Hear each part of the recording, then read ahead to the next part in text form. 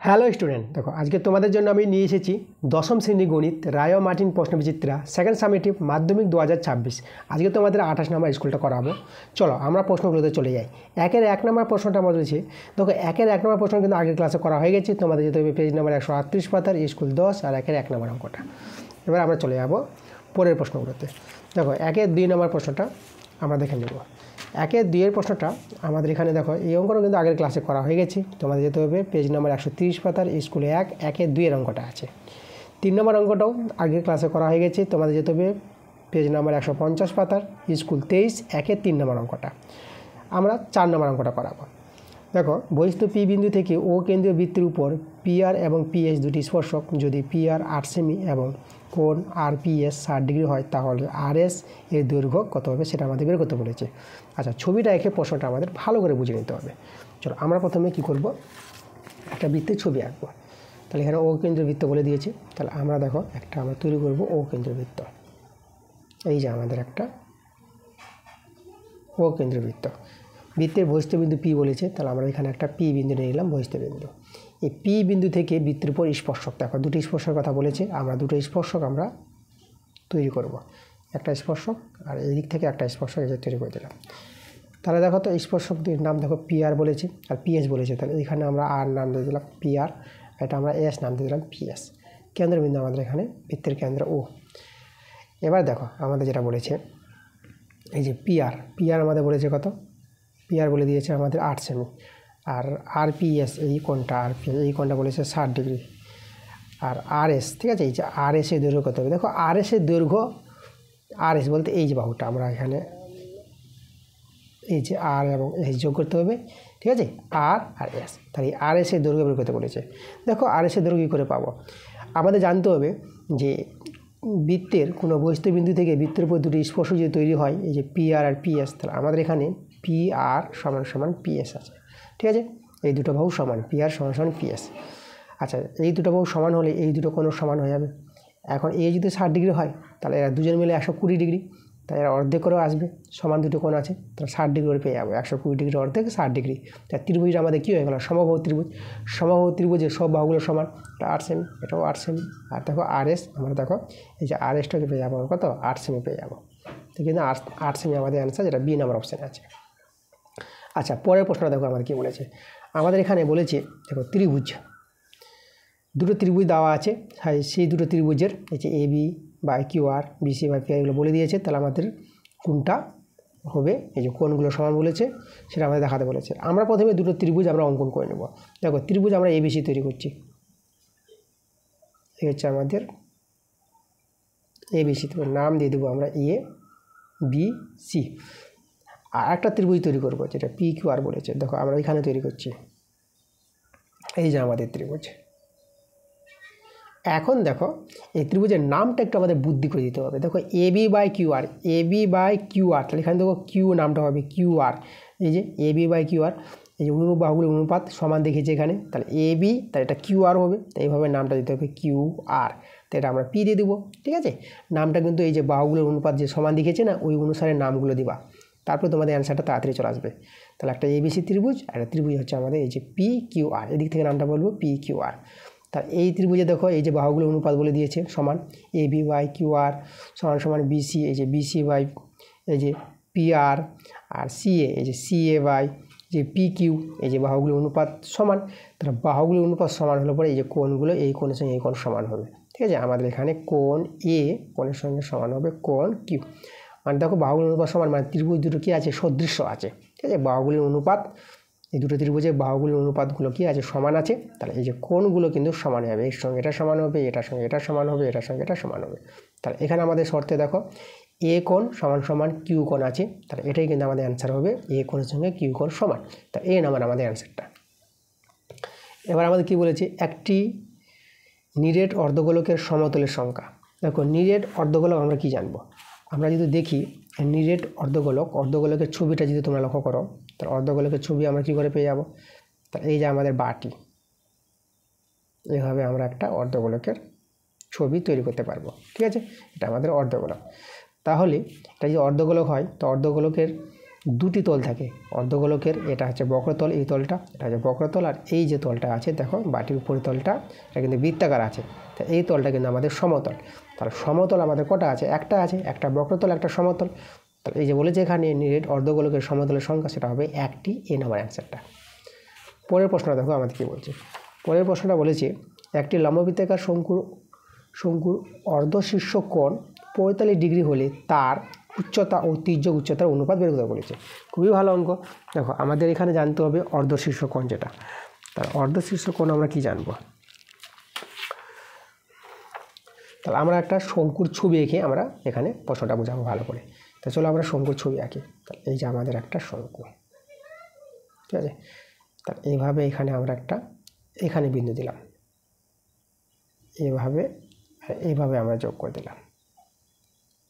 এই যে আমাদের দেখো এটা আমাদের শঙ্কুর উচ্চতা।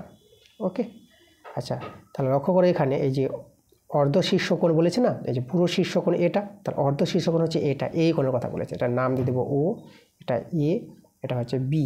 তাহলে এই যে ও এ বি কোণটা আমাদের বলেছে এখানে, কোণ ও এ বি, এই যে এটা হচ্ছে আমাদের অর্ধ শীর্ষকোণ, অর্ধেকটা যেটা বলা হলো, ঠিক আছে। সম্পূর্ণ শীর্ষকোণটা যেটা হচ্ছে এই যে সেটা হচ্ছে আমাদের এদিকে যে নাম দিয়ে এটা মানে পি নাম। তাহলে এ বি পি এটা হচ্ছে আমাদের শীর্ষকোণটা, শঙ্কুর শীর্ষকোণ। আর অর্ধ শীর্ষকোণ ও বি এ বা এ বি ও বলতে পারো। তাহলে এই কোণটা আমাদের 45 ডিগ্রি বলে দিয়েছে। তা দেখো এটা যে 45 ডিগ্রি হয়, তাহলে এই কোণটা তো আমাদের 90 ডিগ্রি হয়, এটা আমাদের সমকোণী ত্রিভুজ। তাহলে এই কোণটা কত হবে? এই কোণটা আমাদের 45 ডিগ্রি চলে আসবে। তাহলে দেখো তো এই বাহুটা সমান, মানে এই যে ব্যাসার্ধ, শঙ্কুর ভূমির ব্যাসার্ধ আর শঙ্কুর উচ্চতা আমাদের সমান দাঁড়িয়ে গেল। মানে এটা যদি আমাদের দেখো এইচ হয়ে যায় শঙ্কুর উচ্চতা, তাহলে এটাও আমাদের কী হবে? এইচ হয়ে যাবে। ওকে, তাহলে আমাদের এখানে তির্যক উচ্চতা কত? এই যে এ বি তির্যক উচ্চতা আমরা এল ধরে নিলাম, আর আমাদের এই যে উচ্চতা আর ব্যাসার্ধ সমান বলে এটাও এইচ, এটাও এইচ। তাহলে এখানে আমাদের যে সম্পর্ক তৈরি করবে যেটা বলেছে দেখো উচ্চতা আর তির্যক উচ্চতার অনুপাত বের করতে বলেছে। তাহলে এই যে সমকোণী ত্রিভুজের ধর্ম থেকে আমরা কী পেয়ে যাবো? দেখো তো এই যে এ ও বি সমকোণী ত্রিভুজ, তাহলে অতিভুজ হচ্ছে আমাদের এই যে এল, আর ভূমি এখানে এইচ পেয়ে গেছি, আর এখানে যে লম্ব যেটা সেটাও এইচ আছে আমাদের। তাহলে আমরা লিখতে পারবো এইচ এল স্কোয়ার সমান সমান, মানে অতিভুজ স্কোয়ার এল স্কোয়ার সমান সমান এইচ স্কোয়ার প্লাস, ঠিক আছে, এই যে আর স্কোয়ার যেটা এইচ স্কোয়ার হয়ে গেছে, তাই না? এই যে আমাদের এই যে আরটা আমাদের এইচ হয়ে গেছে, আর এই দুটো বাহু সমান। তো এখান থেকে দেখো আমরা কী পেয়ে যাবো? আমরা এল স্কোয়ার সমান সমান এটা 2h স্কোয়ার। চলো এখান থেকে সরল করে আমরা এই যে তির্যক উচ্চতা আর উচ্চতার অনুপাতে বের করবো। আগে আমাদের কী বলেছে? আগে উচ্চতা বলেছে, তাহলে আগে উচ্চতা রাখবো আমরা। তো দেখো তো আমরা এখান থেকে এই যে এল স্কোয়ার বাই এইচ স্কোয়ার করতে পারবো, এটা আমাদের 2 হয়ে যাবে। তাহলে আমরা যদি আগে এইচ স্কোয়ারটা উল্টে নিই, তাহলে H square by L square, তাহলে এটা 1/2 করে নিব। তা এবার এখানে আমরা এই যে এইচ বাই এল করে তার বর্গ করব, আর এটাকে 1/√2, ঠিক আছে, 1/√2 করে তার বর্গ করতে পারবো। তাহলে এর বর্গটা ভাঙালে 1/2 পেয়ে যাবা। তাহলে উভয় দিকে পাওয়ার পর যদি মিলে যায় তাহলে আমাদের মূল সংখ্যা সমান হবে। তাহলে এইচ বাই এল আমরা পেয়ে যাবো 1/√2। তাহলে অতএব এখানে h/এল আমরা কত পেয়ে যাবো? 1/√2 পেয়ে যাবো। তো দেখো তো এই যে আমাদের শঙ্কুর উচ্চতা এবং তির্যক উচ্চতা অনুপাতটা কত পেয়ে গেলাম? 1/√2, ঠিক আছে, এটা আমাদের কিন্তু অ্যান্সার। ওকে, তাহলে চলে যাবো, দেখো আমাদের যে অ্যান্সারটা আছে এই নাম্বার অপশানটা মিলেছে। এবার আমরা চলে যাবো 2 এর প্রশ্নগুলো। 2 এর 1 প্রশ্নটা দেখো আমাদের এখানে বলে দিয়েছে স্রোতের বেগ ঘন্টায় 2 কিমি হলে রতন মাঝির স্রোতের অনুকূলে 21 কিমি গিয়ে ওই দূরত্ব ফিরে আসতে 10 ঘন্টা সময় লাগে। মানে এখানে দেখো আমাদের এই যে স্রোতের, এই যে দেখো এখানে 2 কিমি, ঠিক আছে, স্রোতের বেগটা যে স্রোত চলছে না নদীতে, সেই স্রোতের বেগ বলে দিয়েছে 2 কিমি। আর রতন মাঝি স্রোতের অনুকূলে কত গেছে? অনুকূলে যেদিকে স্রোত যাচ্ছে, তাই না, সেদিকে নৌকা যদি যায়, স্রোত যেদিকে আছে নৌকা সেদিকে যাওয়া, সেটাকে বলা হয় স্রোতের অনুকূলে, ঠিক আছে। স্রোতের অনুকূলে 21 কিমি গিয়ে আবার ওই দূরত্ব আবার ফিরে এসেছে স্রোতের প্রতিকূলে, ফিরে আসাটা কিন্তু স্রোতের প্রতিকূল, আবার ফিরে এসেছে কত? 21 কিমি দূরত্ব, ঠিক আছে, গেছে অনুকূলে 21 কিমি, আবার ফিরে এসেছে 21 কিমি, টোটাল সময় লেগেছে 10 ঘন্টা। তাহলে আমাদের এখানে কি দীঘা সমীকরণটা তৈরি করতে বলেছে। তো দীঘা সমীকরণটা দেখো আমরা তৈরি করতে পারবো।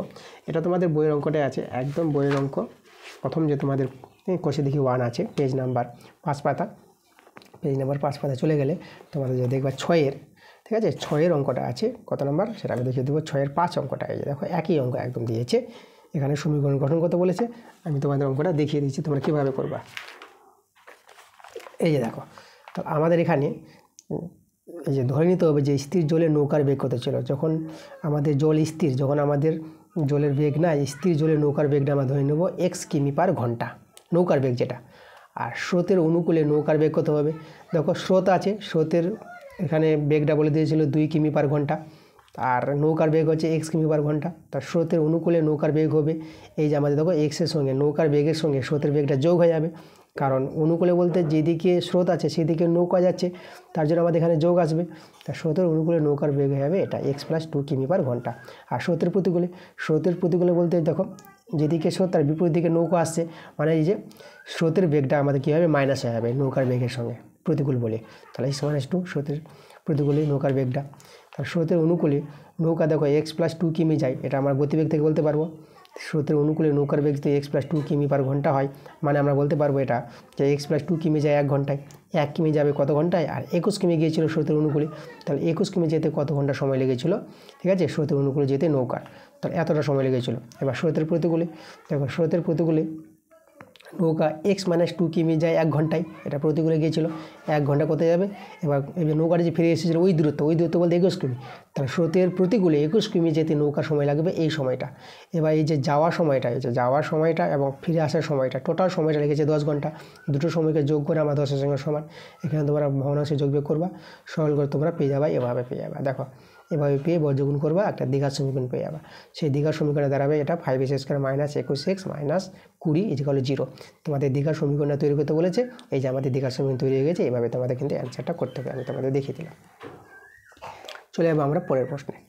দেখো 2 নম্বর প্রশ্নটা কী বলছে? দুটি বৃত্ত পরস্পরকে বহিঃস্পর্শ করেছে, কেন্দ্রদের মধ্যে দূরত্ব 7 সেমি এবং বৃত্তের ব্যাস 8 সেমি হলে অন্য বৃত্তের ব্যাস কত সেটা আমাদের বের করতে বলেছে। তা আমাদের এখানে দুটো বৃত্ত নিতে হবে। দেখো আমরা এখানে দুটো বৃত্তের ছবি এঁকে নেব যারা পরস্পর বহিঃস্পর্শ করেছে। তাহলে এই যে আমাদের একটা বৃত্ত, এই যে আমাদের আরেকটা বৃত্ত, যারা পরস্পর বহিঃস্পর্শ করেছে। এখানে আমরা কেন্দ্র বেঁধে নিলাম, এর কেন্দ্র এ আর এর কেন্দ্রটা আমরা বি নাম দিয়ে দিলাম। আর এখানে ধরো আমাদের পি বিন্দুতে ছেদ করেছে, তাই তো? আচ্ছা, কেন্দ্রদের মধ্যে দূরত্ব যেটা এবি কিন্তু আমাদের এখানে দেওয়া আছে কত? 7 সেমি। এবার এখানে একটি বৃত্তের ব্যাস বলে দিয়েছে, তাহলে একটি বৃত্তের যদি ব্যাস বলে দেয় তাহলে ব্যাসার্ধ পেয়ে যাবো। ব্যাসার্ধ কত হবে? আমাদের 4 হয়ে যাবে। ধরো আমরা এপিটাকে আমরা 4 নিয়ে নিলাম, ওকে। এখানে আমরা কত? এপিটা আমরা নিয়ে নিলাম 4 সেমি ব্যাসার্ধ যেটা। আচ্ছা, তাহলে আমাদের এখানে অন্য বৃত্তের ব্যাস মানে পিবিটা বের করতে হবে। তাহলে আমাদের এই পিবিটা কত হবে? দেখো পিবি আমাদের বের করতে বলেছে। তাহলে দেখো তো আমরা যদি বলি এবিটা কী হবে? এবিটা হবে যে কেন্দ্রদের মধ্যে দূরত্ব, দুটি বৃত্তের ব্যাসার্ধের যোগফল, মানে এপি যোগ পিবি।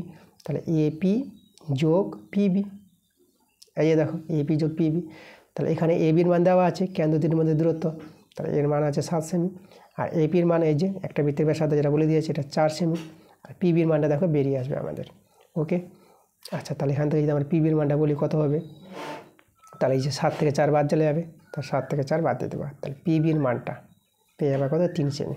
তাহলে এই যে অন্য বৃত্তটির আমরা পেয়ে গেলাম ব্যাসার্ধ, পেয়ে গেলাম 3 সেমি। তাহলে ব্যাসার্ধ যদি 3 সেমি হয় তাহলে ব্যাস কত হবে অন্য বৃত্তের? তাহলে ব্যাস হবে, ব্যাসার্ধকে 2 দিয়ে গুণ করে দেবা, তাহলে ব্যাস হয়ে যাবে আমাদের 6 সেমি। ঠিক আছে, এটা হবে আমাদের অ্যান্সার, ওকে। পরের প্রশ্ন আমরা চলে যাব। দেখো আমাদের এখানে 3 নম্বর প্রশ্নটা কি বলেছে? একটি গোলকের বক্রতলের ক্ষেত্রফল 16 পাই বর্গ সেমি থেকে কমে 4 পাই বর্গ সেমি হয়, তো গোলকের আয়তন কত শতাংশ হ্রাস পাবে সেটা আমাদের বের করতে বলেছে। আচ্ছা, তাহলে এখানে আমাদের দেখো দুটো গোলক আঁকতে হবে, একটা ছোট গোলক একটা বড় গোলক। যেহেতু আমাদের বক্রতলের ক্ষেত্রফল কমে গেছে, তাহলে আমরা এখানে একটা বড় গোলক তৈরি করলাম, 4 ব্যাসার্ধ আমরা নেব আর। তাহলে এর বক্রতলের ক্ষেত্রফল কত হবে? তাহলে বক্রতলের ক্ষেত্রফল হয়ে যাবে আমাদের 4 পাই আর স্কোয়ার। আচ্ছা, এর যদি আয়তন বলি তাহলে আয়তনটা কত পাবা? আয়তন পেয়ে যাবা 4/3 পাই আর কিউব। এটা হচ্ছে আয়তনের সূত্র। এবার আমরা একটা ছোটো গোলক নিয়ে নেব, যেটা আমাদের কি ক্ষেত্রফলটা কমে গেছে। ছোটো গোলকের ব্যাসার্ধ আমরা নিয়ে নিলাম কত? এটা নিয়ে নিলাম আমরা R1, ঠিক আছে। আচ্ছা, তাহলে এখানে দেখো এর বক্রতলের ক্ষেত্রফল কত পাবো? এই যে বক্রতলটা, এর বক্রতলের ক্ষেত্রফল হবে 4 পাই R1 তার স্কোয়ার। আর আয়তনটা হচ্ছে পুরো জায়গাটা, ভিতরের জায়গাটা। যদি ফুটবল হয় তা ফুটবলের যে ভিতরে যে জায়গাটা, তাই না? আচ্ছা, তো যাই হোক, ফুটবল ধরলে আয়তন বলতে ফুটবলের মধ্যে কতটা বায়ু আছে, বাতাসটা আছে। তাহলে এই যে আমাদের ছোটো গোলক যেটা, তার আমাদের আয়তনের সূত্র হবে 4/3 পাই R1 তার কিউব।